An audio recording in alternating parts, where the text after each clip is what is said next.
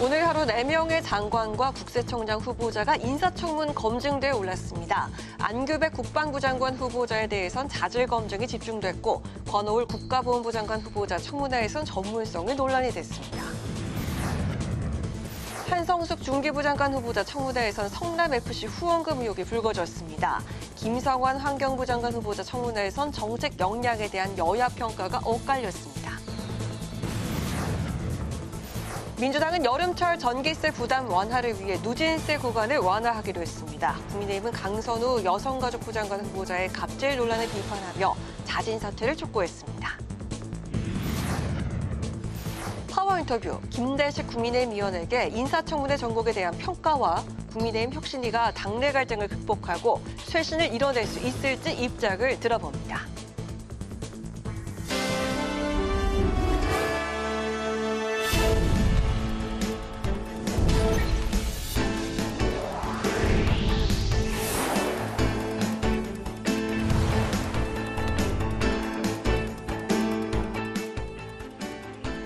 여러분 안녕하십니까? 7월 15일 화요일 국회 라이브 6 시작하겠습니다. 오늘 뉴스는 안규백 국방부 장관 후보자 인사청문회 중계방송으로 늦게 시작합니다. 국회는 오늘 하루만 국방부 장관 후보자 등 5명에 대한 인사청문회를 진행했습니다. 안규백 국방부 장관 후보자 인사청문회에선 정책과 자질 등에 대한 검증이 다뤄졌고 권오울 국가보훈부 장관 후보자 인사청문회에선 보훈 인사 공방이 벌어졌습니다. 김동길 기자입니다. 안규백 국방부 장관 후보자는 인사청문회에서 이재명 정부 임기 중 전자권 전환이 목표라고 밝혔습니다. 한미동맹은 확고하다는 입장도 밝혔습니다. 주기적으로 평가와 이런 단계를 거쳐서 우리 군의 피나는 노력으로 상당한 성과를 이뤘다고 알고 있습니다. 전자권 전환은 먼저 이재명 정부 이내에 전환을 목표로 한 것. 안 후보자는 야당 의원들의 단기 사병 출신 우려에 대해선 국방위에서 14년을 활동한 전문가임을 강조했습니다. 대통령 총리는 군에 안 갔다 오셨고요. 장관 후보자는 방위병 출신입니다. 따라서 국가안보에 위기가 생기면 어쩌나 하는 국민들의 우려가 있음을 대신 드립니다. 18대 전반기의 국방위 간사, 18대 후반기 국방위 간사, 19대 전반기 국방위 간사, 20대 국방위원장, 폭넓게 국방에 대해서. 민주당은 군 내부 내란 세력 척결을 위해선 안 후보자가 적임자라며 적극 엄호했습니다. 내란 세력 완전 척결, 국방부 내 내란 세력을 발본색원하는 데는 오히려 민간인 출신 국방부 장관이 저는 더 적절하다 이렇게 생각하고. 국회 정무위는 권오울 국가보훈부 장관 후보자에 대한 인사청문회를 개최했습니다. 민주당은 정책 질의에 주력했는데 민주화 공로자들에 대한 합당한 명예회복과 친일 청산을 위한 보훈부의 역할을 당부했습니다. 친일과 관련된 반민족 행위에 대한 분명한 청산이 있었다면 일본과의 관계도 그리고 뉴라이트 문제가 발생할 때마다 국민적 갈등도 해소할 수 있었을 텐데. 국민의힘은 권 후보자의 비전문성을 부각하며 보훈 인사라고 비판했습니다. 선거 보전 비용 미반환 등 도덕성에도 문제가 있다고 지적했습니다. 국회의원 3선을 하면서 보훈을 다루는 국방위, 정무위 경력도 없고 또 역대 정부 보훈 수장 가운데 군이나 보훈 유관 경력이 없고.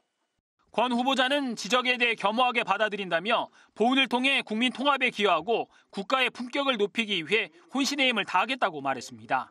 국회방송 김동길입니다.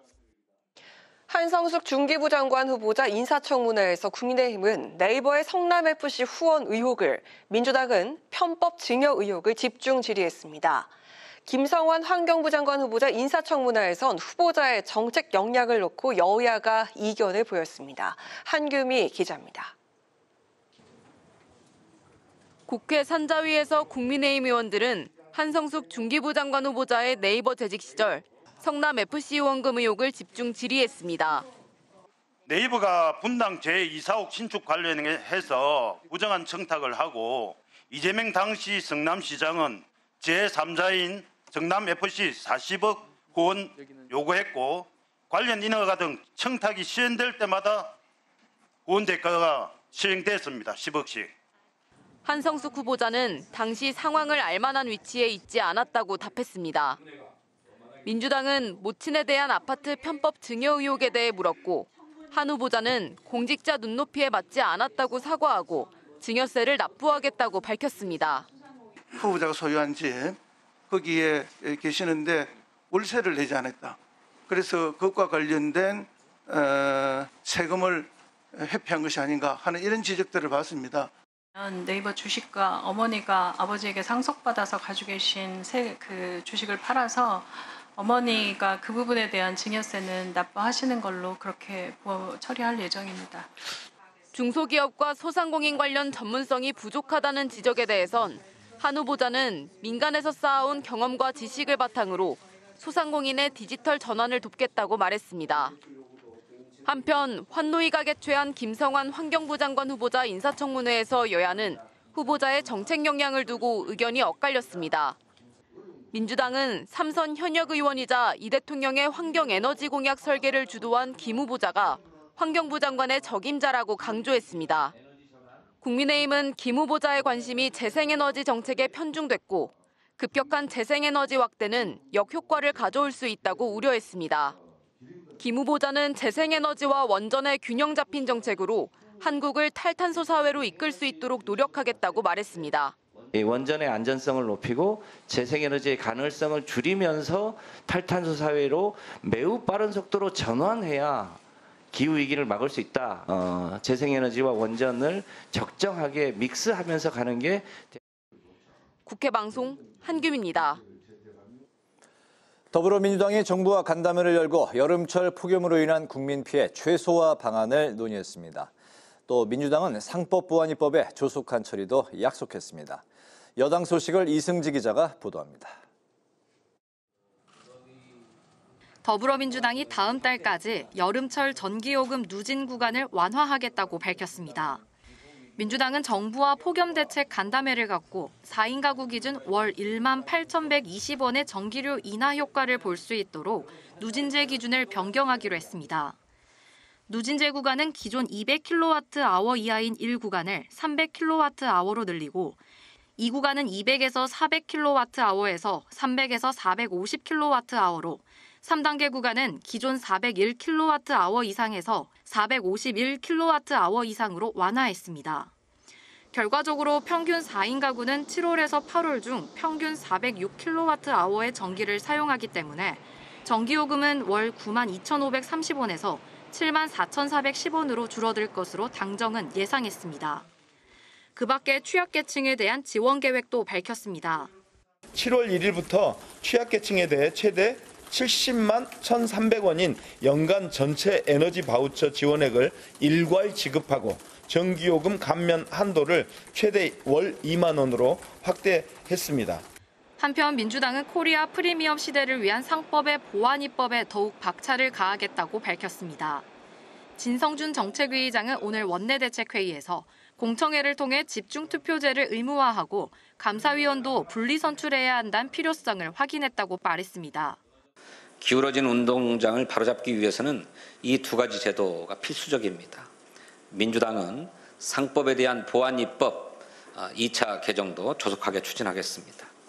진 정책위의장은 상법 2차 개정의 핵심은 기존에도 존재하는 집중투표제에서 회사가 정관에 따라 거부할 수 있는 단서를 떼어내야 한다고 주장했습니다.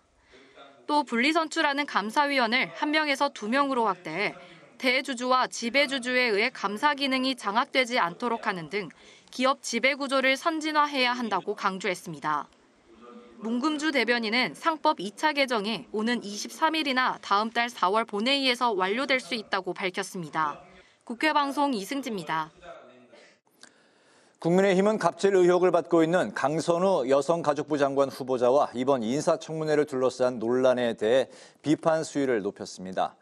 국민의힘 내부에선 쇄신을 놓고 개파간 갈등이 더 깊어지는 모습입니다. 이소희 기자가 전합니다. 국민의힘은 보좌진 갑질 의혹을 받고 있는 강선우 여성가족부 장관 후보자에 대해 거듭 비난을 쏟아냈습니다. 강 후보자가 청문회 과정에서 거짓 해명을 한 데다 초선 의원 시절 임금 체불을 했다는 사실도 밝혀졌다며 자진 사퇴를 촉구했습니다. 강선우 여가부 장관 후보자가 이런 말을 3년 전에 했습니다. 공감, 부끄러움, 수치심 같은 감정은 부모로부터 배운다. 과연 이 말이 부끄러움과 수치심을 아는지 강선우 후보자에게 되돌려 드리고 싶습니다. 인사청문회에서 후보자를 엄호해온 민주당을 향해서도 비난을 쏟아냈습니다. 민주당이 청문회 증인 채택을 원천 차단해 17명 후보자들의 인사청문회에서 증인은 딱 2명뿐이라고 저격했습니다. 논평에서도 민주당이 야당 시절 휘둘렀던 혹독한 검증의 칼날이 무뎌졌다며 내로남불, 침대 축구라며 비판 수위를 끌어올렸습니다. 한편 국민의힘 내부에선 쇄신안을 기점으로 당내 계파 갈등이 증폭된 모습입니다. 8대 과오를 앞세운 혁신안이 나왔지만 지지부진한 당의 현재 상황을 비판하는 목소리가 나왔고 늘 고질적이고 이 근원적인 문제를 해결하기보다는 그냥 국민들께 눈속임하려고 혁신위를 띄웠다가 비대위를 띄웠다가 이러한 것들이 당이 결과적으로 하루살이로 보이지 않을까. 어제 윤상현 의원이 윤어게인 등 탄핵 반대 세력과 함께 주최한 토론회에 당 지도부가 참석한 것을 두고도 반발이 터져나왔습니다. 한동훈 전 대표는 오늘 SNS를 통해 윤석열 어게인, 부정선거 음모론이 합리적 상식적 보수를 지향하는 당의 정신에 맞다고 생각하냐며 지도부를 겨냥했는데 곽규택 수석 대변인은 의원들이 주최한 세미나에 지도부가 가는 게 원칙이라며 논란을 일축했습니다. 국회 방송 이소희입니다.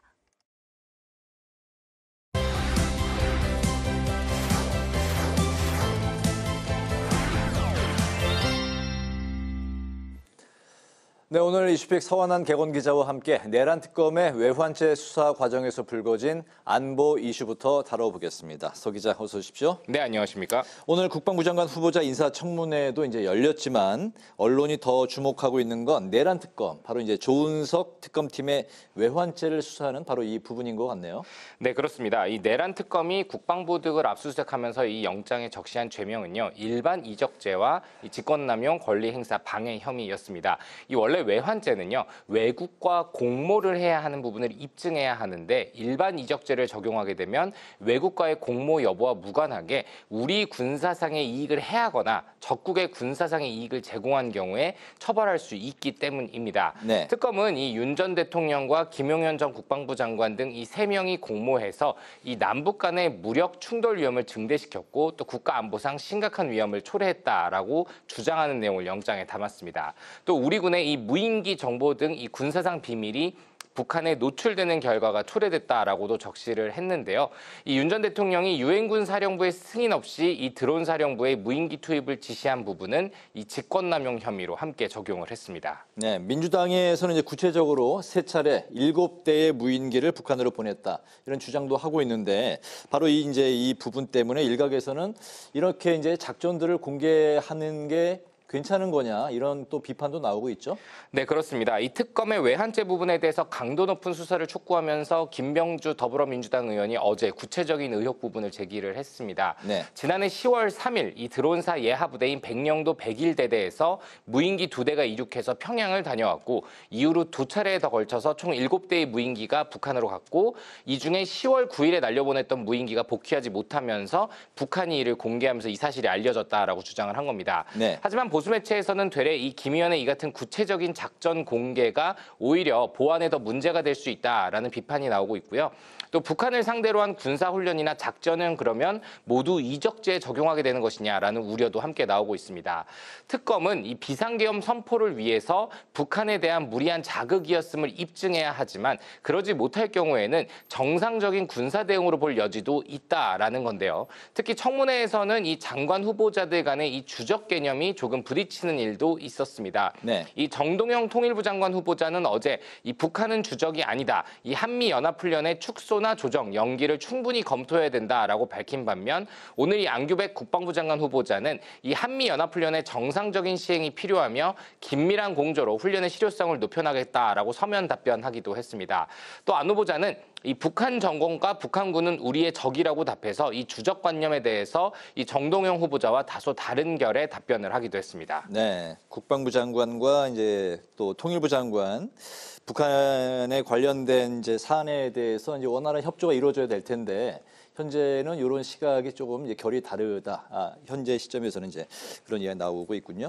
국민의힘 이야기를 좀 넘어가 보면 이제 혁신을 해야 된다. 또 비상계엄에 대한 철저한 반성이 필요하다. 윤희숙 혁신위원장이 바로 이제 이렇게 언급을 하면서 구체적인 가이드라인도 제시를 했죠. 네, 그렇습니다. 이 윤희숙 위원장 당이 사과해야 할 8가지 사건을 정리해서 지목했습니다. 먼저 대선 참패, 그리고 대선 후보 교체 시도가 있었던 것, 그리고 김문수 후보의 단일화 입장을 번복했던 일, 대통령 관저에서 시위했던 것, 또 한동훈 전 대표의 이 당원 게시판 논란과 22대 총선 비례대표 공천 과정, 그리고 특정인을 위해서 당원 당규를 개정했던 것과 당시 벌거졌던 이 연판장 사태, 그리고 국정 운영 왜곡 방치까지 이렇게 8가지 사안입니다.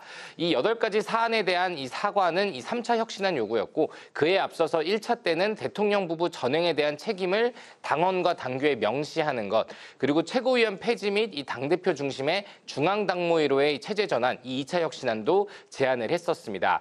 그리고 윤 위원장은 오늘은 이 중앙일보와의 인터뷰에서 이 윤 전 대통령과 당의 가오를 돌에 각인하듯 새기는 건 이 탄핵의 바다를 건너기 위한 최소한의 조치라고 강조를 하면서 더는 사과도 반성도 필요 없다고 얘기하는 분들이 당을 다시 죽는 길로 밀어넣고 있다라고 강하게 반발했습니다. 이런 분들을 인적 쇄신의 영순위에 놓고 당을 떠나야 된다라고도 강조를 했는데 아직까지 이 8가지 사안에 대해서 사과를 한 국민의힘 의원들은 없는 상태입니다. 네. 하지만 그 윤 위원장이 같은 그 혁신안에 대해서 내부 총질이다 이런 이제 반발부터 지나치다 이런 비판까지 나오고 있는데 안철수 의원으로부터 탈당 요구 대상이었던 이른바 쌍권, 권영세, 권성동 두 의원들의 반발이 상당하다고요? 네, 그렇습니다. 이 구주류를 중심으로 한 당내 반응은요, 이 싸늘하다 이렇게 한 문장으로 좀 정리가 가능할 것 같습니다. 네. 권영세 의원은 어제 한 라디오에 출연해서 지금은 힘을 합쳐야 할 때라면서 혁신의 이 같은 제안들에 대해서 불편한 심기를 여지없이 드러냈습니다. 이 권영세 의원은요, 이 지금은 여당의 독주를 맡는데 더 노력하도록 독려하는 게 오히려 맞지 않겠냐라면서 107명의 의원이 똘똘 뭉쳐서 해도 부족할 판에 여기 떼고 저기 떼고 뭘 하겠다는 건지 잘 이해가 가지 않는다라고 비판했습니다. 그리고 장동혁 의원도 혁신위가 내부 총질만 한다라고 비판했고 나경원 의원 역시 이 민주당의 폭정에 맞선 당권과 국민의 헌신을 헛되게 만들 수 있다라고 지적했습니다.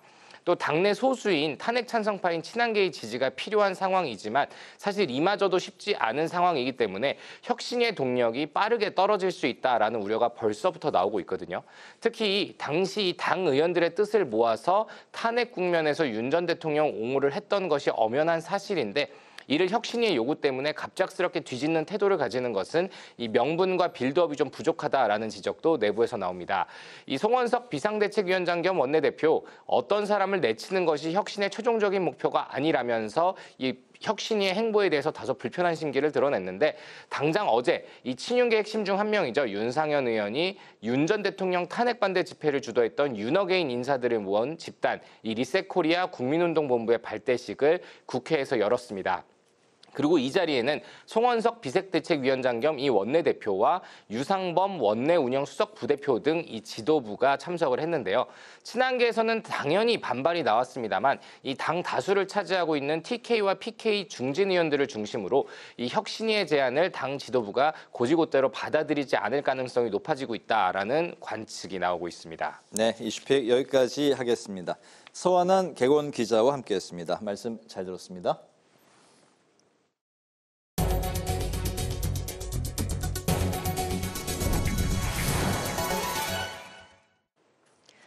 국회 기획재정위원회가 실시한 임광현 국세청장 후보자 인사청문회에서 여야는 전관예우 논란으로 공박을 벌였습니다. 야당은 임 후보자가 국세청 차장 퇴직 후에 설립한 세무법인이 단기간에 급성장해 전관예우 논란이 있다며 관련 자료 제출과 진상규명을 촉구했습니다. 하지만 여당은 세무법인이 임 후보자 개인 회사도 아니었고 일반 회사의 거래 내역을 제출하라는 건 비현실적인 요청이라고 비판했습니다. 전관예우 논란의 임광현 후보자는 세무법인으로부터 받은 건 월 1,200만 원 정도의 보수가 전부였다면서 특혜는 없었다고 해명했습니다. 또 세무조사에 대한 불필요한 오해가 생기지 않도록 하겠다면서 정치적 중립성을 강조하고 자본시장 선진화를 위해 주가 조작 등의 행위엔 엄정 대응하겠다는 방침을 밝혔습니다. 더불어민주당의 당대표와 최고위원을 뽑는 전당대회 후보들이 공명선거 실천 서약식에 참석해 선의의 경쟁을 약속했습니다. 후보들은 허위사실 유포나 금품 살포, 지역감정 조장 등을 일체 금지하고 품격 있는 경쟁을 통해 단합된 경선 분위기를 조성하겠다고 서약했습니다. 김병기 당대표 직무대행도 서약식에 참석해 이번 전당대회는 이재명 정부의 성공을 위해 헌신할 지도부를 새롭게 세우는 자리라며 선의의 경쟁을 해달라고 당부했습니다. 국민의힘은 정부가 신용카드 소득공제 일몰과 민생지원금 소득세 부과를 검토하고 있다는 언론 보도와 관련해 국민의 동의가 없는 조용한 증세 시도라고 비판했습니다. 김정재 정책위 의장은 원내대책회의에서 신용카드 소득공제는 중산층과 서민에게 유일한 세제 혜택인데 이를 없애는 건 사실상 증세라고 지적했습니다.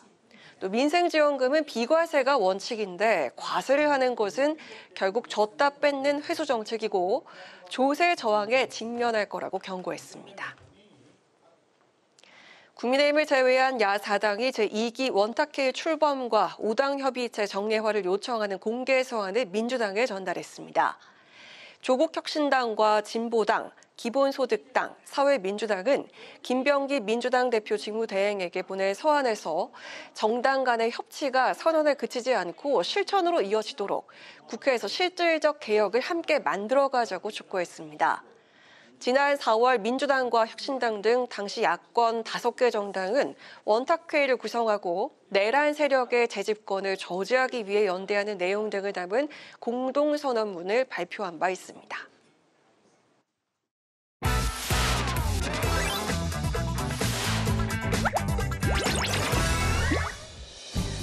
(7월 15일) 강아랑이 전해주는 정치권의 뜨거운 말말말 강아랑의 정치랑입니다.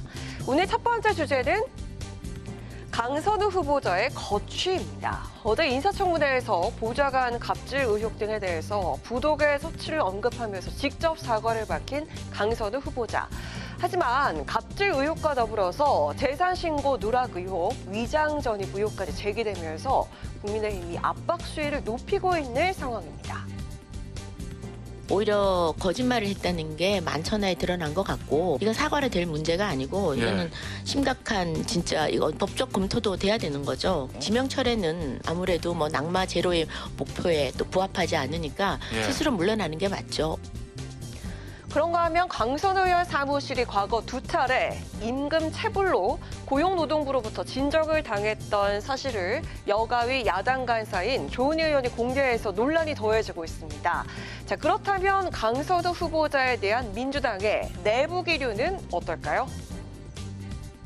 상처를 받았을 보좌진들에게 소명하고 사과하는 모습을 보면서 예상보다는 좀 무난하게 진행되지 않았나. 단순히 사실관계만으로 어떤 이걸 다 판단하지는 않잖아요. 보도라든지 이런 걸 보면서 종합적으로 본다라는 취지입니다. 상황을 정확하게 파악을 하자가 먼저인 것 같아요. 이 한 명의 국무위원 때문에 그렇게 부담이 크게 가지 않을 거라고 봅니다. 우상호 정무수석 이야기도 보면은 국민들의 여론을 좀 더 살펴보겠다라고 했으니까. 이처럼 청문 과정에서 비교적 충분히 소명이 됐다는 판단과 함께 낙마 공세를 차단하며 여론 추이를 살피고 있는 분위기인데요. 대통령실 또한 오늘 오후 어제 청문회에서 밝힌 후보자의 소명과 설득 여부를 주의 깊게 검토 중이라면서 신중한 입장을 취했습니다. 청문회에서의 거짓 해명 의혹까지 불거지면서 야당이 총공세를 이어가고 있는 만큼 대통령실의 판단과 후보자 본인의 결단에 향후 어떤 변화가 생길지 여부에도 이목이 집중됩니다. 자, 이어서 오늘 두 번째 주제는 국수위 공방입니다. 검찰 개혁은 이제 국민적 요구라고 봅니다. 지난 3년 동안 윤석열 정부 시기에 검찰의 수사를 보면서 검찰 수사의 민낯, 것을 제대로 국민들이 본 거 아닌가. 검찰 개혁은 이제 이미 대세가 됐다고 보고요. 여야 간의 논의가 될 텐데 네. 저는 가급적 합의하면 좋다고 생각하고요. 예. 이처럼 우원식 국회의장 또한 검찰개혁의 의지와 여야 합의를 강조한 가운데 민주당과 국민의힘이 검찰개혁의 일환인 국가수사위원회 역할을 둘러싸고 공방이 시작되는 분위기입니다. 여당인 민주당이 검찰의 수사와 기소권 분리를 골자로 하는 개혁 입법을 오는 9월 내에 처리를 공언했기 때문인데요. 국가수사위는 검찰개혁 4법에 담긴 수사권 조정 관련 핵심 기구로서 수사와 관련된 기관들 간의 혼선을 줄이기 위한 목적으로 추진되고 있습니다. 검찰의 수사권이 분리돼 중수청이 출범할 경우에 대비해서 국무총리 산하에 설치될 것으로 보입니다. 수사기관 간에 어떤 그 서로 수사권의 다툼이 있을 때는 그걸 조정해주는 국가수사위원회, 국수위를 설치하는 법. 민주당의 당론이 형성이 되면 법사위 통과가 되고 본회의 통과가 되겠습니다. 그것은 대체로 추석 밥상머리 직전이 아닐까. 상설적인 기구로서. 그래서 외부, 말 그대로 시민에 의한 외부 통제, 민주적 통제, 국민 주권주의적 통제를 가능하게 하는 겁니다. 단언컨대 이 법안이 이대로 통과되면 4개 수사기관은 전혀 작동되지 않을 것입니다. 그 4개 기관을 하나로 모으는 깔때기 국가수사위원회를 설치하도록 되어 있습니다. 이와 비슷한 규정을 두고 있는 것은 중국의 규율위원회, 러시아, 북한 정도가 있습니다. 그런데 이 위원 전부를 대통령이나 여당이 사실상 임명할 수 있도록 되어 있습니다. 국가수사위의 구성과 막강한 권한을 두고 수사의 정치적 중립성, 독립성 보장이란 설립 목적에 맞는지를 두고 논란이 이어지면서 국민의힘은 사법개혁 특별위원회를 만들어 함께 논의하자는 입장입니다. 인사청문회를 앞둔 정성호 법무부 장관 후보자 역시 국가수사위원회 신설 방안에 대해서 국수위라는 제도가 낯선 측면이 있고 부작용, 문제점 등에 관한 여러 의견도 있는 것으로 안다면서 신중한 입장을 전했는데요. 수사 조정을 강조하는 민주당과 정치 관여를 우려하는 국민의힘, 여야 간 협의된 검찰개혁의 방향 안에서 국수위 신설이 과연 이뤄질 수 있을까요? 지금까지 강하락의 정치 랑이었습니다.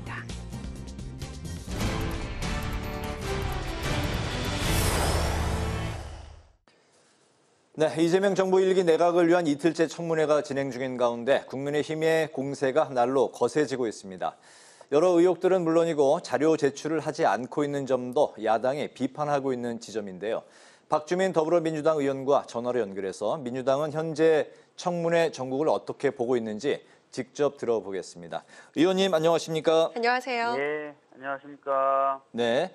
먼저 의원님이 이제 그 보건복지위 위원장이신 만큼 의대생 복귀에 대한 이야기부터 좀 시작을 하겠습니다. 네. 의대생들이 수업 복귀를 선언하면서 의정 갈등 해소에 대한 기대감이 이제 커지고 있는데요. 네. 오늘 대통령이 신속한 후속 조치를 이제 지시를 했습니다.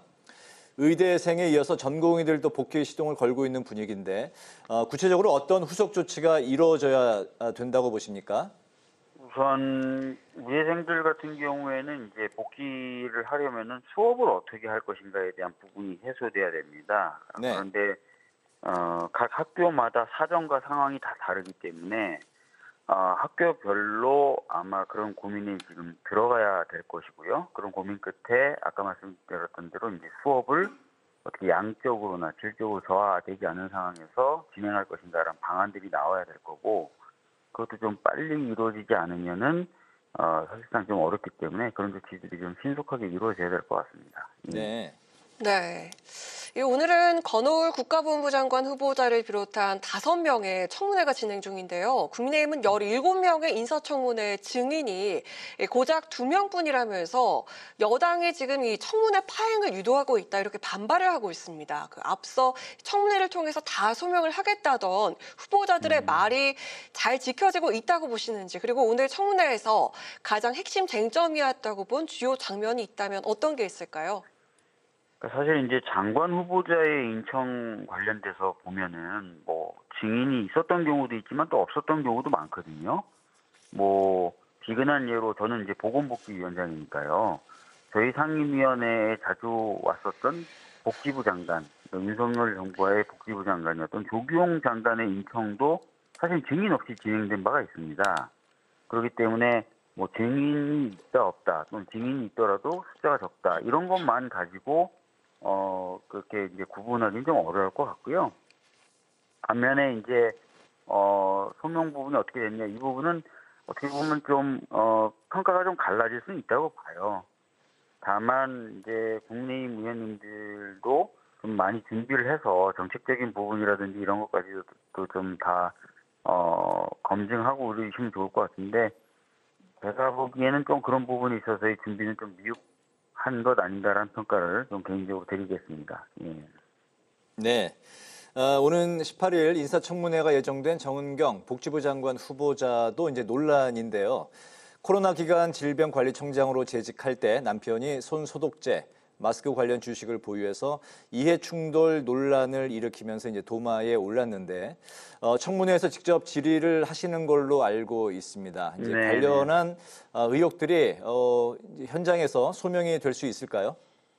일단은 아까 뭐 말씀하신 것처럼 정은경 후보자 역시 지금 청문회에서 일단 소명을 승지하겠다라고 답변을 한 상태고요. 네. 주식 소유 부분에 대한 문제 제기를 많이 했거든요. 야당 의원님들이. 그런데 네. 이제 주식 거래 내역을 다 제기를 했습니다. 그래서 이제 그걸 가지고 이제 저희들이 질의 등을 통해서 증명을 하면 되는 거죠.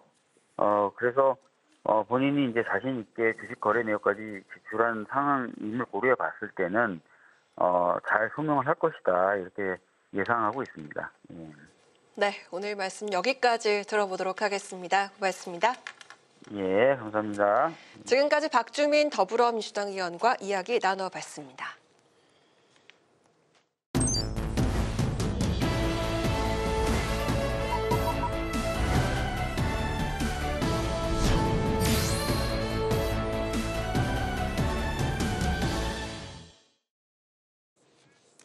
네, 정치 현안에 대한 입장과 해법을 국회의원에게 직접 들어보는 파워 인터뷰. 22대 국회에서 교육위 예결위 위원이자 국민의힘 비상대책위원을 맡으며 바쁜 나날을 보내고 계신 분입니다.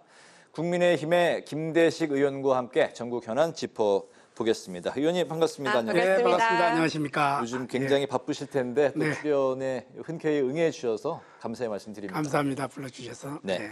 어제부터 이재명 정부 첫 내각을 검증하는 이른바 이제 이번 주간 이제 슈퍼 위크 인사청문회가 진행이 되고 있는데 그 중에서 이제 어제 강선우 여성가족부 장관 후보자의 보좌관 갑질 논란 그리고 권오을 국가보훈부 장관 후보자의 위장 취업 의혹 이런 이제 각종 논란에 대해서 여야 간의 이제 기싸움이 팽팽한 그런 상황인데 이틀째 이어지고 있는 현재 청문회 인사청문회 상황 어떤 시각으로 보고 계십니까?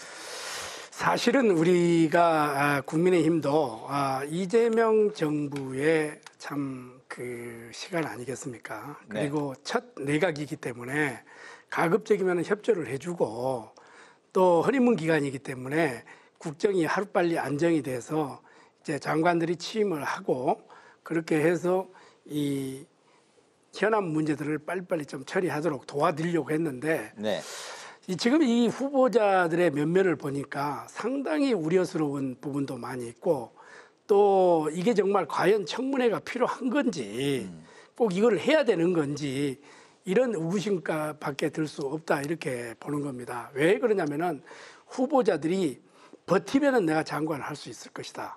이렇게 해서는 안 되는 거거든요. 이 지금 현재 증오의 시간이 아니라 이거는 증오의 그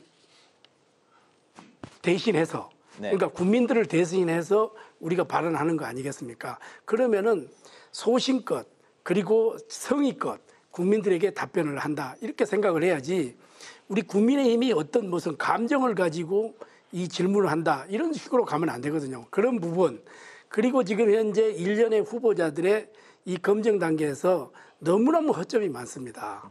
그러면은 지난번에 사실은 그러면 우리가 정권을 잡았을 때 또 민주당이 안 그랬느냐 마찬가지입니다. 그래서 저는 이러한 이번에 일련의 현안, 일련의 지금 청문회 이 과정을 보고 정책과 개인 검증 이런 부분은 좀 분리해서 정확하게 국민들에게 소신껏 소명을 좀 해주고 정확한 답변을 해줘야 되는데 너무너무 성의 없는 이런 부분이 많다 이렇게 보고, 또 강선우 여가부 이 장관 후보자 같은 경우에는 지금 국민들의 공분을 사고 있습니다.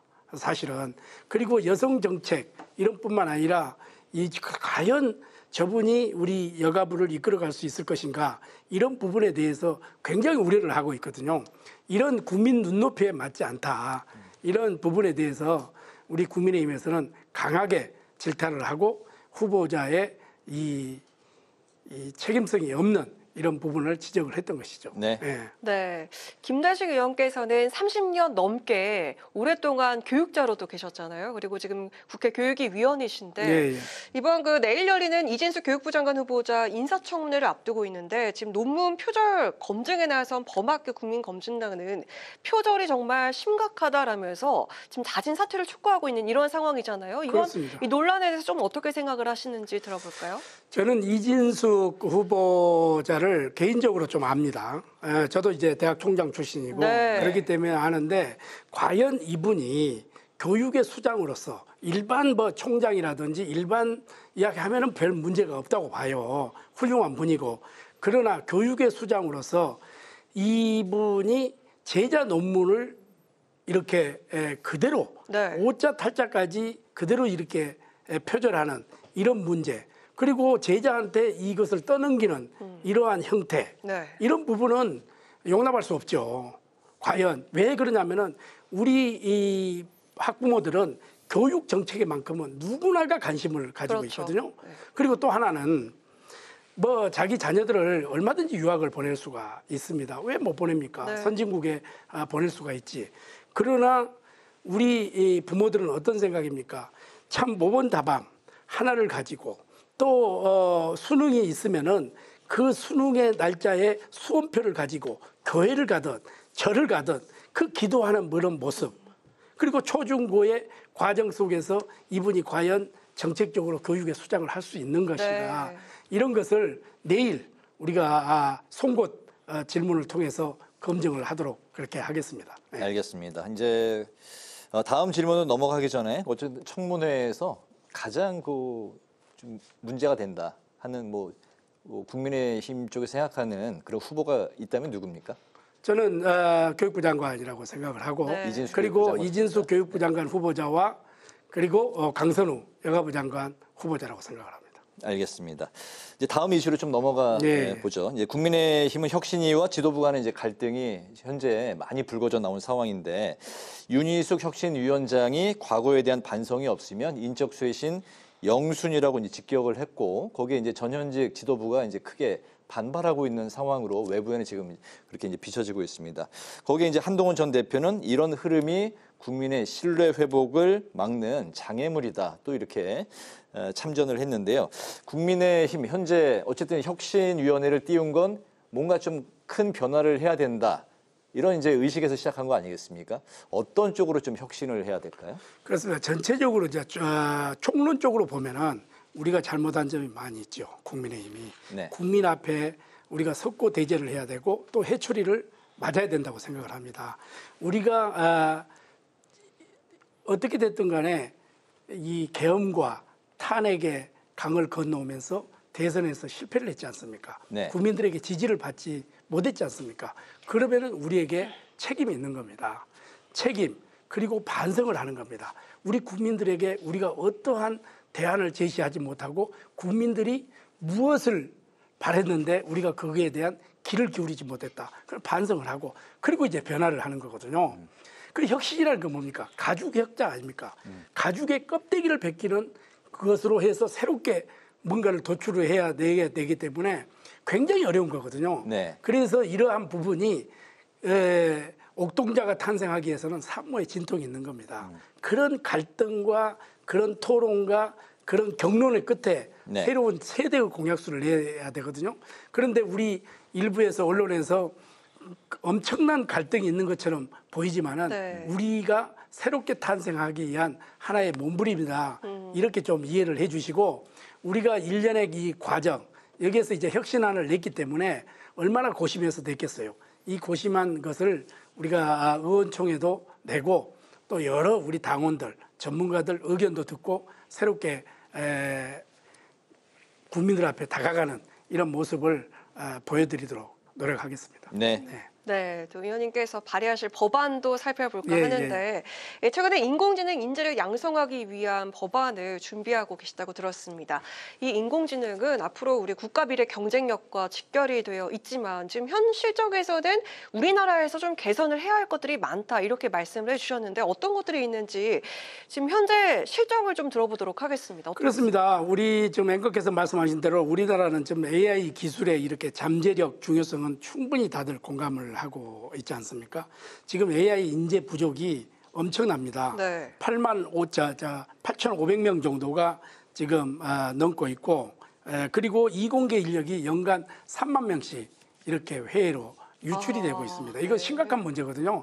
이러한 부분을 저는 이 AI 연구소라든지 그리고 이민정책 완화라든지 병역 특례라든지 이런 부분을 총괄을 해가지고 여기에서 국내에서 충분히 인재를 양성하는 그런 그거로 좀 도약을 해야 되겠다. 이것을 또 그리고 연구기관이라든지 대학에만 맡겨서는 안 되지 않습니까? 그래서 교육부가 중심이 되고 산자부와 여러 부처들이 같이 융합을 해가지고 최대의 공약서를 만들어내야 된다. 이래서 제가 법안을 만들어내겠다는 생각이 되었고 또 대학 중심 체계만으로는 산업 현장에 역부족이거든요. 그래서 그거는 정부에서 도와주고 그리고 산학연이 일치가 단결이 돼서 이러한 부분을 좀 해결해 나가는 이런 것을 법안으로 좀 뒷받침해 줘야 되겠다. 그래서 이거는 뭐 산자부에서도 할 수 있고 여러 부처에서 할 수 있지만은 교육이기 때문에 교육에서 중심이 돼서 교육부가 중심이 돼서 서로가 트라이앵글 이런 구조적인 이것을 맞춰서 나가야 된다. 이런 것이 이 법으로 좀 뒷받침이 돼야 되겠다. 이래서 제가 법안을 발의하게 됐고 그렇게 가야 된다. 이렇게 보고 있습니다. 네. 방금 이제 인공지능 인재 육성에 대한 이제 법안을 준비하셨고 그런 이제 특별 법안에 대해서 이제 말씀을 하셨습니다. 뭐 연구 장려금, 생활비, 또 해외 우수 인재 유치 같은 종합적인 지원이 이루어져야 된다라는 이제 그걸로 좀 요약을 할 수 있을 텐데 좀 앞으로 우리나라에서 그렇지만 현재 실정에서는 좀 개선돼야 될 점, 보완해야 될 점은 또 있을 것 같은데 어떤 게 있습니까? 그러니까 이게 지금 우리가 쭉 이 국회에서 제가 보고 이 산업 현장에서도 있어봤고 이제 대학 현장에서도 있어봤지 않습니까? 그렇게 되면은 요게 그 인재 육성이라는 것이 체계적으로 돼 있잖아요. 그리고 각 부처별로 또 의견이 다르고 그래서 저는 첫째 교육부 장관이 5년마다 기본 계획을 수립하고 부처별 또는 지자체별 시행 계획을 언제든지 좀 추진할 수 있도록 뒷받침을 해야 되겠다는 것이 첫 번째고요. 두 번째는 학부생과 대학원생 그리고 박사 후에 연구원들에게 연구 인력 장려금이라든지 생활비 지원 그리고 연구 환경 개선하고 병역까지 이렇게 연결될 수 있어서 체계적으로 연구할 수 있는 시스템으로 좀 만들어줘야 되겠다 이런 거고 그다음에 특성화 대학과 기업 인공지능 인재개발 기관을 좀 지정해서 또 현장 맞춤형 인재를 양성을 해야 되겠다. 그것이 이제 인공지능 인재 혁신센터 요거를 만들어서 지원을 해야 되겠다 하는 것이 제 법안 속에 들어있는 겁니다. 네, 이렇게 소개해 주신 법안이 적용이 되려면은 이 해당 대학에서도 적극적으로 협조가 돼야 될 것 같다라는 이런 생각이 들거든요. 뭐 연구 시스템을 만들고 환경도 개선하려면 이 대학에서도 협조가 돼야 할 텐데 이 법안을 통과시키고 현실화하기 위해서 또 어떤 노력이 필요할 것 같으세요?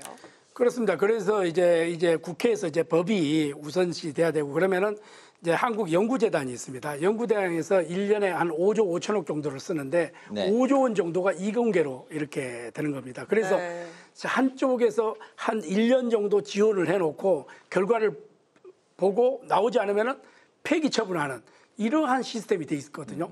이래서는 연구 성과가 나올 수가 없습니다. 그래서 장기간에 계획을 세워놓고 지원을 해줘야 된다. 그래서 여기에서 선택과 집중으로 하나의 AI 부분이다. 그러면 인재 육성을 할 수 있도록 집중적인 지원이 좀 필요하다. 이것을 좀 뒷받침을 해줘야 된다. 이렇게 보는데 한 6개월, 1년 해놓고 결과 보고 성과가 나오지 않으면 탈락시키고 이렇게 하면 어떤 이게 성과가 나올 수 없습니다. 해외 선진국에 보면은 10년 아니면 20년까지 지속적으로 지원을 해주거든요. 거기에서 결과가 나오니까 노벨상이 나오게 되는 거고 세계 최고의 이 기술이 이 집약이 되는 건데 우리나라는 너무 단기간 상품으로 끝내는 경우가 많습니다. 이래서 이것을 법안으로 아예 뒷받침을 해주는 장치가 필요하다. 저는 이렇게 보고 있습니다. 네, 인공지능 인재 육성에 이제 많은 힘을 쏟고 계신데 사실 AI가 이제 발전된 세상에서도 또 살아남기 위해선 좀 어떻게 해야 되는지에 대한 그런 고민들도 이제 많아지는 시절인 것 같습니다. 네. 그렇습니다. 지금 현재까지 우리가 생각했던 것보다 앞으로는 시대는 패러다임이 완전히 바뀌었습니다. 네. 완전히 바뀌고 이제는 모든 것을 인공지능 AI에게 맡기고 사람은 엔조이하면서 즐기면서 문화를 즐기면서 살아가는 이런 세상이 도래될 것이거든요.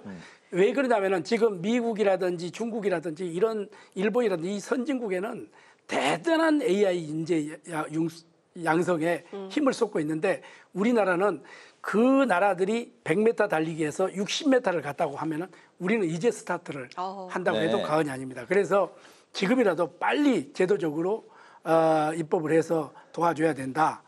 그래서 우리가 교육의 이 힘이 어디까지 왔느냐. 산업화 민주화를 거치면서 2차 세계대전 이후에 120개의 나라가 독립을 했는데 가장 선진국에 먼저 들어왔고 또 탑10의 경제 대국이 된 것은 우리의 부지런함도 있었지만은 교육의 힘이 저는 컸다 이렇게 보는 겁니다. 알겠습니다. 이제 마지막 질문인데요. 22대 이제 국회에 입성하신 이후에 헌정 최초로 호남 출신 부산 의원 타이틀을 살려서 여야 간의 가교 역할을 하겠다 이런 이제 포부를 밝히셨습니다.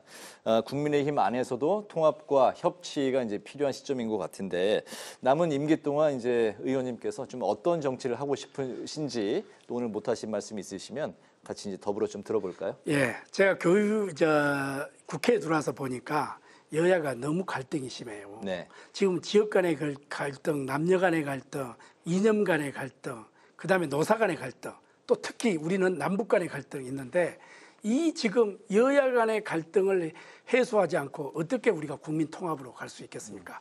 저는 호남 출신으로서 16살에 부산에 가서 지금 현재 47년을 살고 있는데 본인이 아버지가 호남 말고 본인이 호남 출신으로서 유일하게 TK, PK에서 헌정사상 지역구 국회의원으로서 첫 당선자가 저입니다. 그래서 이것을 살려서 저는 선거 공약에도 절대 국회에서 싸우지 않겠다. 여야와 협치를 하고 통합하고 그다음에 상생의 정치를 하겠다. 그리고 약자 편에 서서 따뜻한 정치로 보답하겠다. 이런 공약을 했기 때문에 저는 지금 민주당 국회의원들하고 식사도 제일 많이 하고요. 그리고 토론도 많이 하고 그리고 입법 활동도 제일 많이 하고 있는 국회의원 중에 한 명입니다. 그래서 한번 기대해 주시고 앞으로 이제 사실은 영혼이 없는 이런 이 전쟁보다도 사실은 우리가 정치는 가능성의 예술이 아니겠어요.